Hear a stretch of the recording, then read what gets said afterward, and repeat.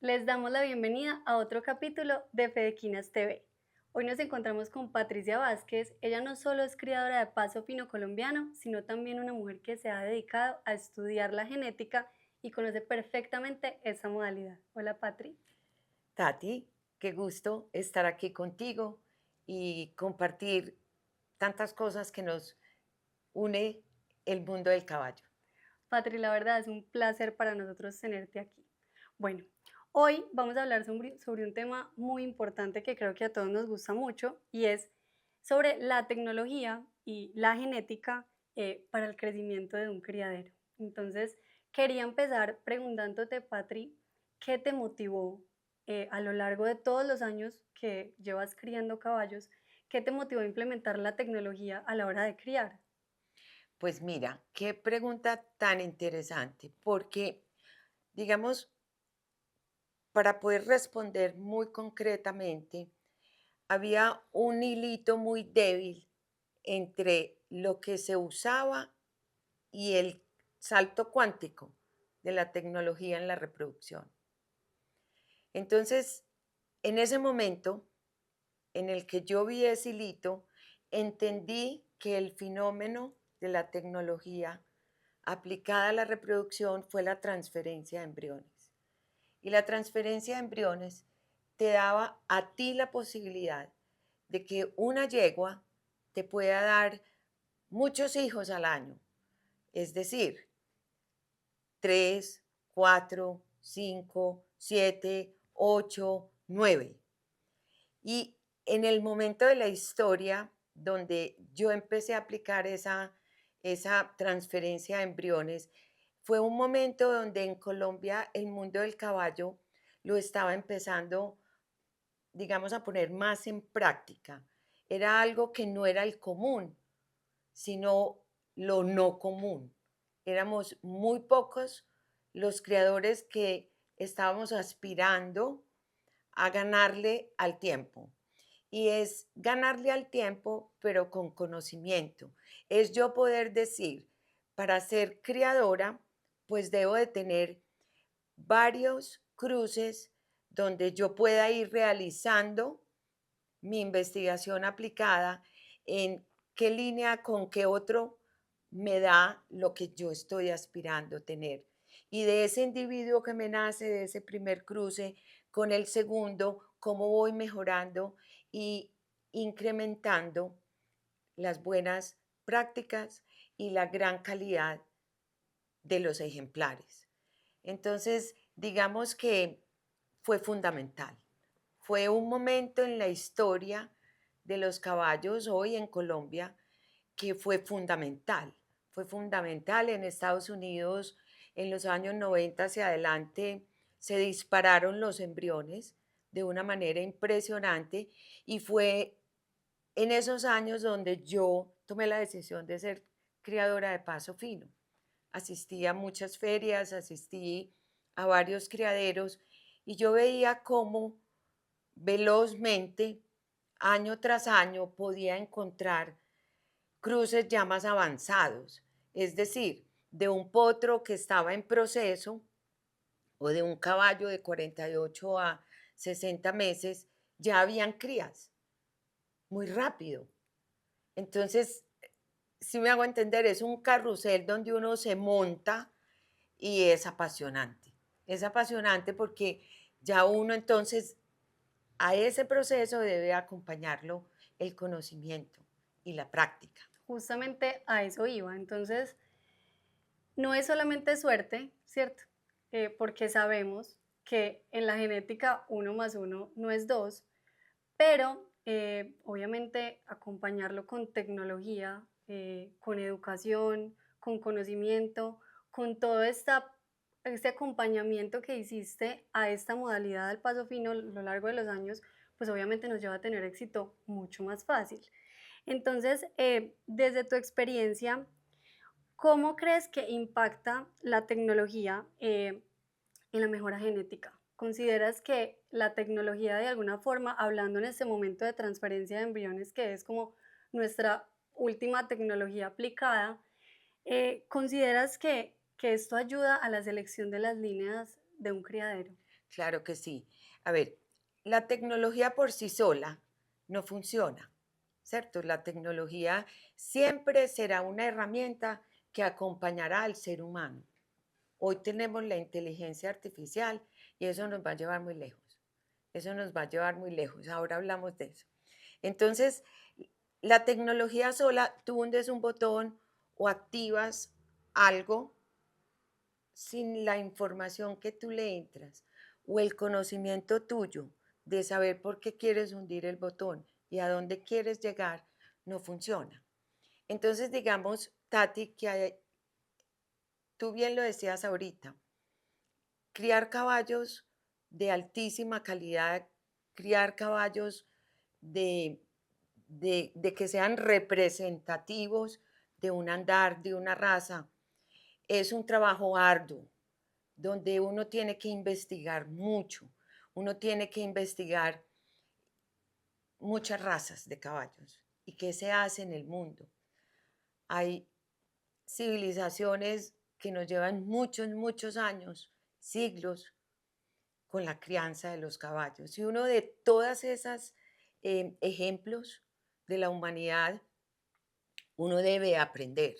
Entonces, digamos que cuando empezamos en este trabajo, hicimos muchos grupos con tertulios de criadores y de aficionados a los caballos y de amantes a los caballos.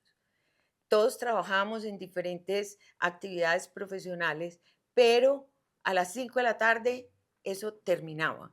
Y siempre nos reuníamos a hablar de una cosa, de la otra, qué pasó en esta feria, cómo analizamos este ejemplar o este caballo reproductivamente, con qué cruces fue mejor.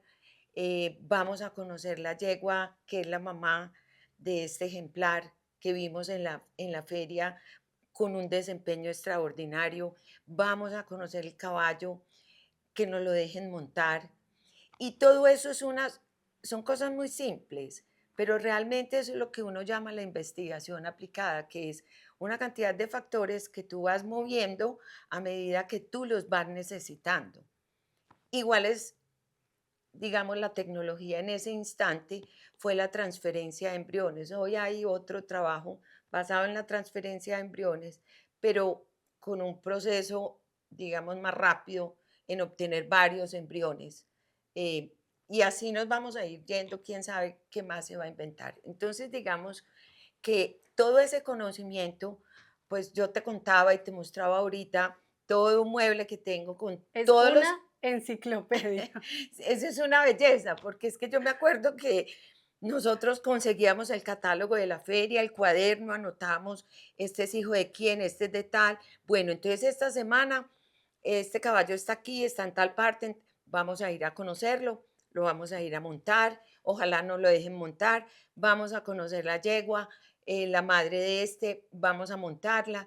Y así nos íbamos sumando. Entonces voy a ir a esta feria porque en esta feria van a ir estos criaderos que tienen estas yeguas, esta es la mamá de tal caballo, es la mamá de tal potranca. Y eso se va volviendo un mundo como si tú tuvieras un confite en la boca y no quieres parar.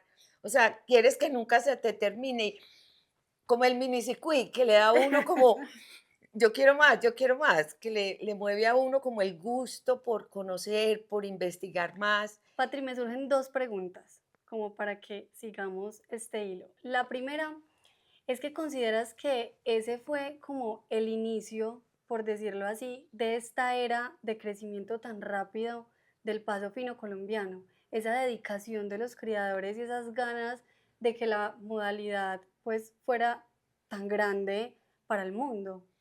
Totalmente, de acuerdo con esa apreciación. Estamos hablando de los años 90, finales de los 90, principios del año 2000, de hace ratico, 25 años, de 25 a 30, 35 años. En esa modalidad nos movemos de años. Y en ese momento la práctica era, pongámonos concretos, ¿qué es? Es el caballo criollo es un símbolo y fue un símbolo muy rural.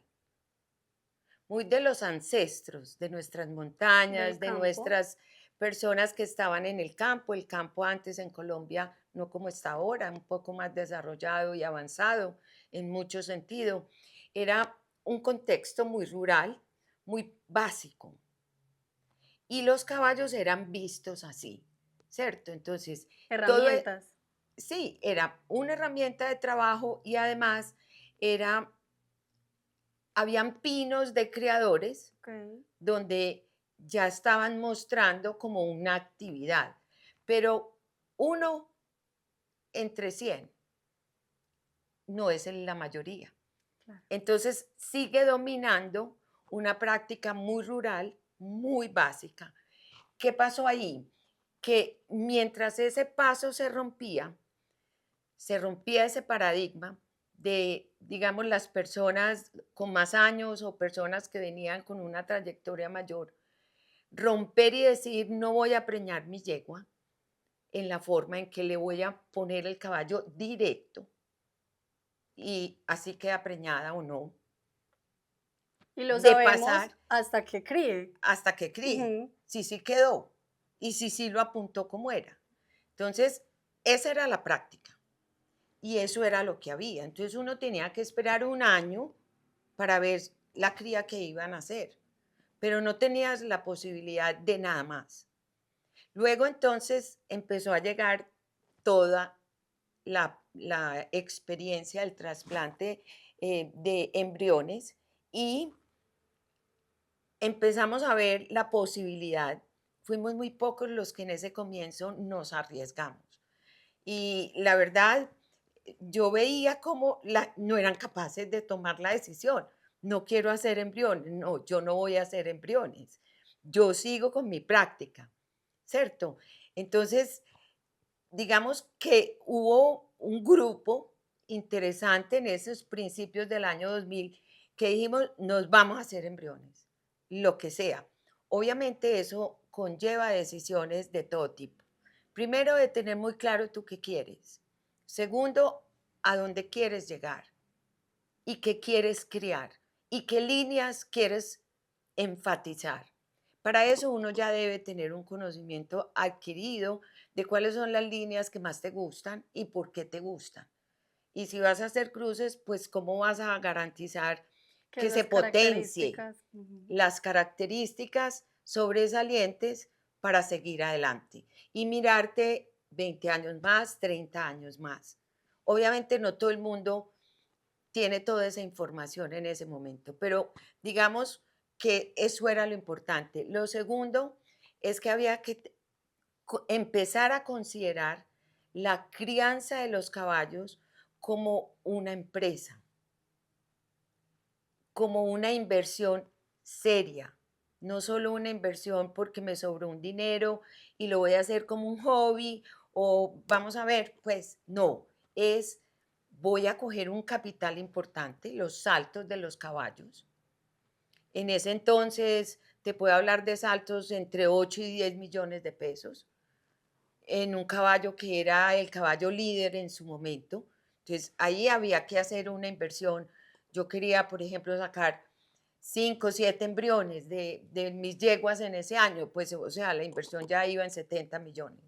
Más lo que valía hacer el embrión, Ujú. que en ese momento estaba como en 3 millones 500, ahí iban otros 35 millones, ya estamos hablando de 100 millones de pesos hace 25 años, 30, eso era una apuesta que no cabía todavía en nuestra cultura, de que había, para poder criar, tú tenías que disponer de un capital tan importante, que no fuera una empresa o algo muy formal.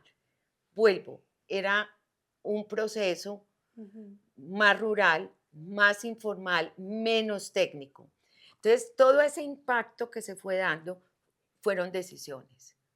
Y ahí viene lo que hablamos ahorita, el conocimiento y las decisiones y tener claro un norte siempre te lleva a ti, con un poquito de suerte, a lograr lo que tú quieres. Patri, y esa última frase me conecta mucho a mi segunda pregunta, y es, ¿cómo crees que los nuevos criadores o las personas que quieren entrar al gremio o que de pronto ya llevan un tiempo, pero no han tenido esa suerte, ¿cómo crees que ellos pueden ahorrarse todo este tiempo y todo este esfuerzo y todo este dinero para lograr, digamos, unas crías con esas características que de alguna forma tú has obtenido? Pues mira, Tati, yo pues doy una recomendación con mucha humildad y con mucho respeto, pero a quien tome la decisión de querer iniciar un criadero, querer iniciar con la crianza responsable, lo primero es que tiene que tener muy claro que hay que hacer una inversión, porque todo cuesta. Todo esto que estamos hablando tiene un costo. Entonces, lo primero es no ahorrarse en dinero algo que pueda significar un buen camino hacia adelante. ¿Qué quiere decir eso?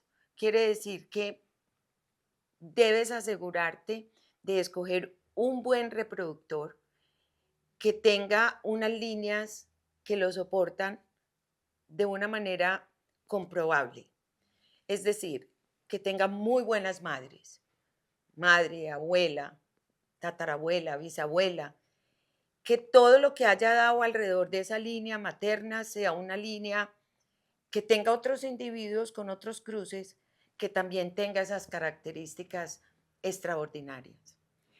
Vamos al reproductor, que el reproductor esté comprobado con cruces como el que quieres hacer. Y comprobado es tanto que tenga la capacidad de demostrar ejemplares reproductivamente, en competencia, y que si vas a decidir criar paso fino, en este caso es Tu modalidad. lo que estamos conversando en este momento, tenga claramente la expresión y la definición en sus crías, Los invito a la estar pendientes finura. del próximo Lo capítulo primero de es la Fedequinas finura, TV. que tenga un andar de finura. Lo segundo, que tenga muy buen tamaño y muy buenos aplomos, que tenga muy buena genética, obviamente, que tenga un comportamiento que rompa, que sea un comportamiento del caballo, que el caballo busque el camino y le indique al que lo está arrendando y al que lo va a montar dónde quiere y quién Disposición. es. Eso es muy importante, que haya mucha disposición. Hay otra característica que a mí me parece fundamental y es la sonoridad, la contundencia en la pisada. Eso marca animales con liderazgo, marca animales claros, sin dudas. Entonces yo te podría decir, Tati, que esa es la recomendación que yo le doy a cualquier persona que quiera iniciar.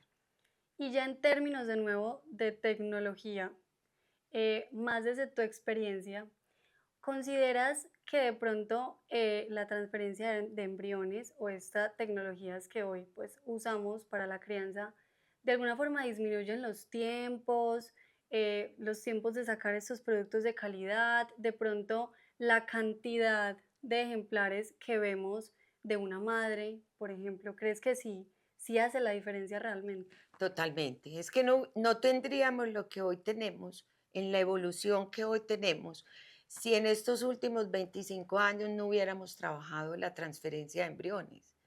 Porque es que hay generaciones que ya, hay yeguas que ya tienen 9, 10, 11, 12 generaciones y eso es demasiado importante.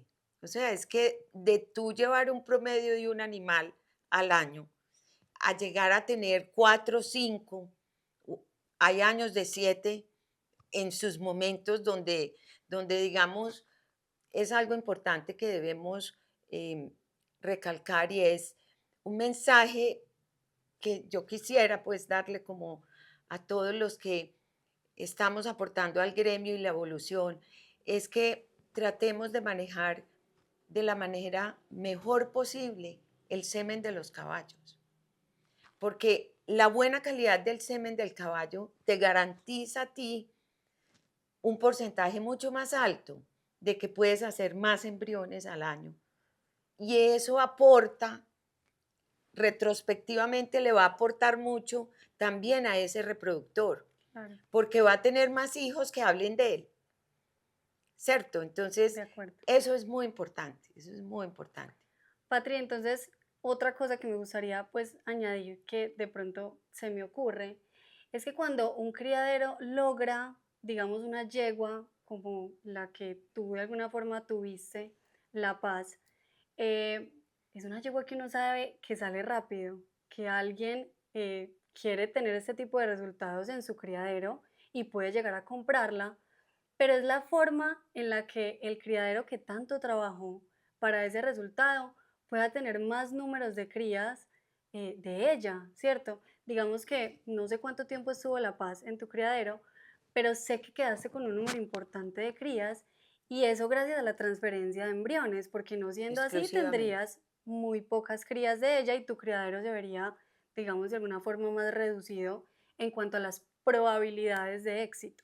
Sí, hay algo ahí, Tati, que se nos ha olvidado comentar en toda esta charla tan encantadora y es también en el desarrollo tecnológico ha sido el manejo del semen, ¿cierto? O sea, Ujú. inseminar en vez de De servir directo. directo fue otro paso muy importante. Acuérdate que estábamos hablando de que yo tenía que montar la yegua en el camión y llevarla donde el caballo para que me lo sirvieran. ¿Tú te imaginas? Pues la decisión es un montón de tiempo lo que te toma el camión, cuándo va a Y ir, tendría que ser solamente en su, no sé, en el momento más. municipio, pues no, Eso. no podrían ser de otros departamentos o incluso de otros países, no podría ser así. No podría ser así. Eso es otro factor. Lo otro es, los ecógrafos también han contribuido muchísimo para ese acierto de tener uno el momento exacto y un buen calor de la yegua. Entonces, em, estábamos mirando pues la probabilidad de cómo una yegua en cuestión de 15, 20 años puede poner en el mercado a disposición de la calidad genética 50, 60 ejemplares. Eso es un golazo.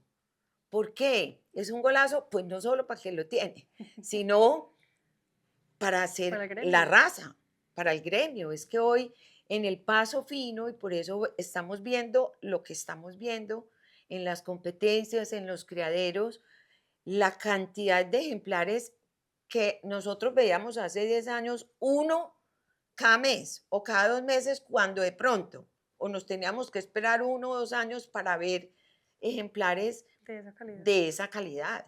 Hoy tú estás viendo permanentemente. Si vas Y a una cada vez feria mejor. y cada vez Uno mejor, no cree que pueda ser total, mejor. total. Si tú vas a una feria este fin de semana y luego vas a la siguiente, aquí seguramente vas a tener 1 o 2 ejemplares que dices, wow. Y vas a la del próximo fin de semana y dices, Re guau. sí, porque es una graduada o una doble, triple A o doble A, entonces dice uno, ¿qué vamos a hacer? Entonces, ¿cuál es mi recomendación? Sí, apoyar la tecnología en todo el proceso reproductivo, tanto de machos como de hembras. Sí al manejo ético y responsable, tanto del manejo del semen, la calidad del semen, como el trabajo de hacer el seguimiento del celo de la yegua. Sí, porque todo el mundo se va a beneficiar. Si yo recibo una gran noticia, le dio embrión, le pegó el embrión, quiero hacer más.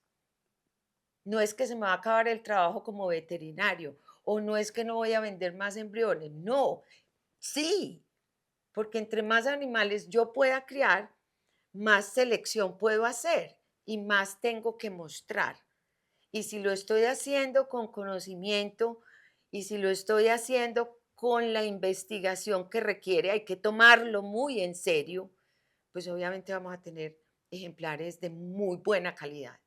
Patri, y otra recomendación que siento que de pronto se nos pasaba y es muy importante a la hora de la transferencia de embriones, es que no solo es importante cuidar el proceso, el caballo y la yegua, sino también las receptoras, porque finalmente el cuidado que tenga esa mamá en el momento de toda su gestación, pues va a repercutir también en el bienestar de la cría y en las características que de alguna forma se transfieren en ese momento de crecimiento. Entonces, creo que también es muy importante ahora que es tan común hacerlo, cuidar esas receptoras que finalmente también tienen Sí. mucho que ver.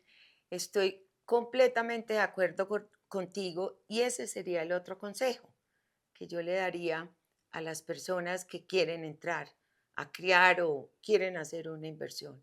Y es, yo te voy a decir para mí qué significa una receptora.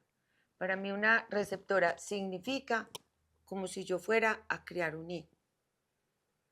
Entonces, para mí las receptoras tienen el mejor lugar de mi criadero. Reciben la alimentación ideal y perfecta que yo considero a altísimo nivel que ¿Qué le manejo. darías a su madre? O No, es que sea, ella es la madre sí, de mi absolutamente. sueño, que es lo que hay Muy adentro. claro. Entonces, y además es la transportadora de toda mi inversión económica.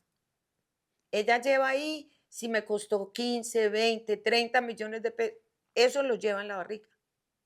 Entonces es como si yo visualmente cojo la plata y la tiro a un potrero. Pues no, eso no se le ocurre a nadie. Yo le doy ese consejo.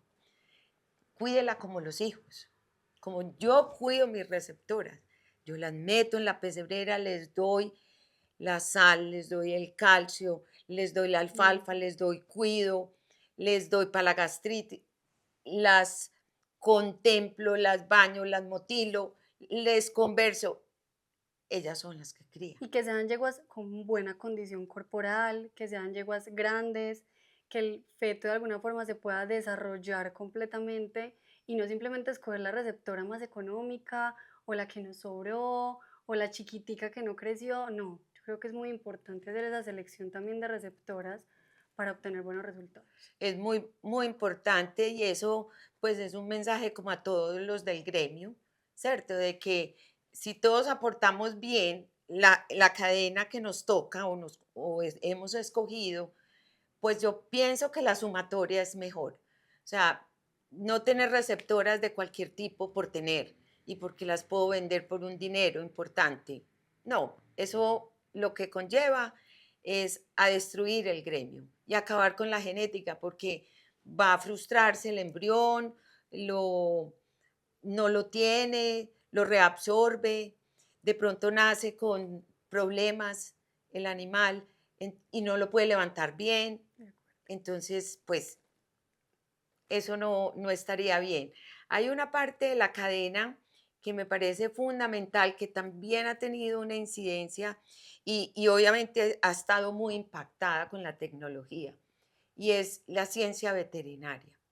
Y los veterinarios clínicos que atienden nuestros ejemplares están hoy con una altura en conocimiento, en práctica, en aplicación, en investigación En herramientas y también. en herramientas demasiado importante, demasiado. Y lo que estoy viendo es que ellos también están haciendo unos grupos de investigación donde para ciertos prototipos de enfermedades o de situaciones generan comportamientos. Entonces yo digo, vamos a analizar esta infección por qué da y qué es lo que mejor la cura.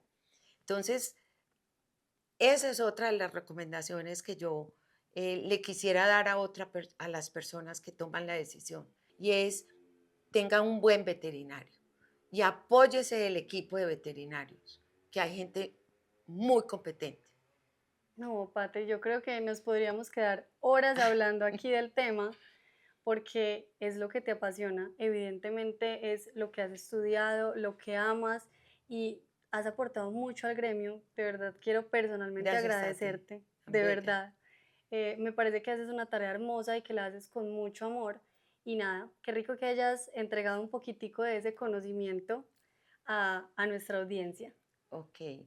Eh, Hay algo adicional que se nos pasó y es, hoy tenemos la información a la mano.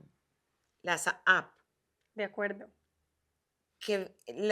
los resultados de feria, qué reproductores, quiénes han ganado, qué cruces, las simulaciones que puedo hacer.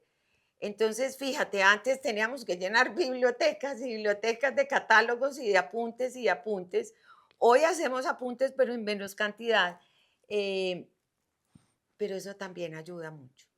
Fedequinas cuenta con una app muy completa para que todos la vean Excelente. y la conozcan. Se llama Fedequinas App. Adicional de esa app de Fedequinas, contamos con un espacio en la web que se llama Unicornio. Unicornio es nuestro software y ahí puedes encontrar literalmente todo lo que se te ocurre, lo que quieras soñar. Puedes armar genealogías, puedes ver la Maravilloso. genética de un caballo, puedes ver las competencias, los rankings, montadores, criaderos, lo que se te ocurra, ahí está. Así es. Muy bien. Así que a entrar a la página de Fequinas. Bueno, Patri, y aparte de este avance tecnológico para el tema de la crianza y la reproducción, ¿qué otros avances a lo largo de todos estos años crees que ha tenido el gremio para hoy ser lo que es? Bueno, fundamental, la alimentación. La alimentación ha tenido la tecnología y toda esta investigación de alimentos, de minerales, de iones, de todo, lo que es toda la suplementación, ha tenido un efecto en digamos, en el desarrollo del caballo como animal, impresionante. Y eso ha hecho que todos los creadores cada día podamos tener mejores caballos. Complementa todo el trabajo. No es que sea solo eso.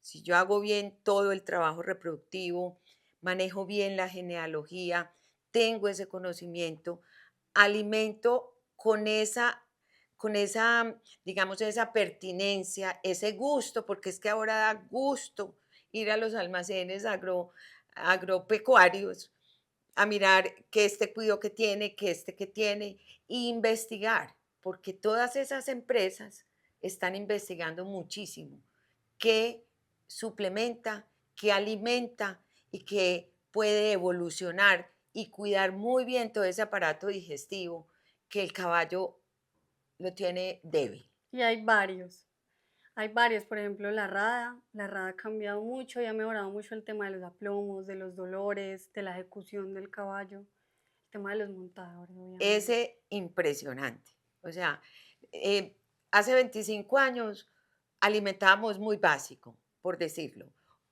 Errábamos, Más básico. más básico aún. Había muy poca preparación, pero era bien. Lo que pasa es que como ya ha habido tanta investigación y tanto conocimiento y tanta formación de herreros y de conocimiento del mundo entero de los caballos, pues ya uno ve la diferencia. Grandísimo. Los herreros conocen hoy la anatomía de nuestros caballos. Lo conocen y saben exactamente cómo se puede corregir un sonido más fuerte en una mano que en una Sí, es pata. increíble. Y eso es increíble. Hay otra cosa que es bien importante y es la odontología, la salud oral. Pues eso, pues te voy a decir, hace de 20 años era porque a alguno le dio un hematoma o alguna cosa grave, pero la verdad eso no estaba dentro de la agenda o dentro Dentro del presupuesto de las inversiones, de digámoslo la así. canasta básica. Absolutamente, Sí. eso hoy es fundamental.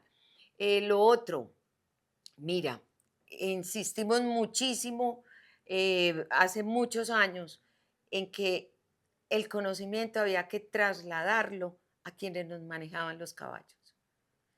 Y eso desde las asociaciones, desde FEDEQUINAS y del mundo entero, donde está, digamos, el caballo criollo colombiano y de otras razas, se fueron trasladando esos conocimientos, esas prácticas, esas técnicas a los montadores.